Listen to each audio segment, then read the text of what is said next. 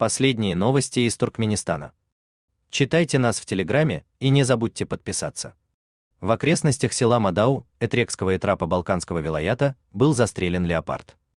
Точные обстоятельства убийства животного неизвестны, сообщается лишь, что 28 декабря его застрелил пастух. Через несколько часов после инцидента на место прибыли сотрудники заповедника и представители правоохранительных органов. У пастуха отобрали ружье и оштрафовали на 1700 манатов, а труп леопарда работники заповедника увезли с собой. По информации специалистов, леопарды не живут в окрестностях села Мадау. До сих пор на данной территории фиксировались лишь заходы отдельных самцов. Постоянно эти животные проживают в горах Капетдага, а также на хребте Большой Балкан и в Бадхызе. Леопарды внесены в Красную книгу Туркменистана.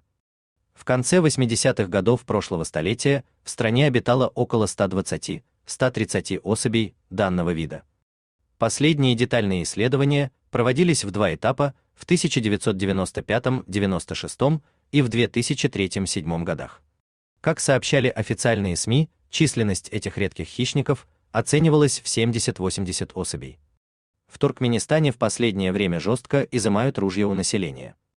Вернуть их можно лишь за взятку, но затем проводятся новые рейды и ружья снова конфискуют. В законодательстве это никак не отражено, процесс оформляется как добровольная сдача оружия государству.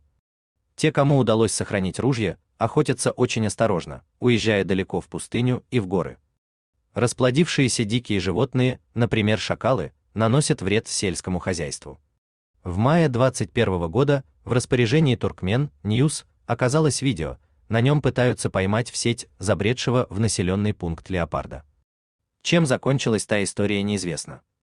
Хотите сообщить что-то важное? Пишите нам в секретном чате Телеграма. Мы никогда не раскрываем свои источники и гарантируем вам полную анонимность.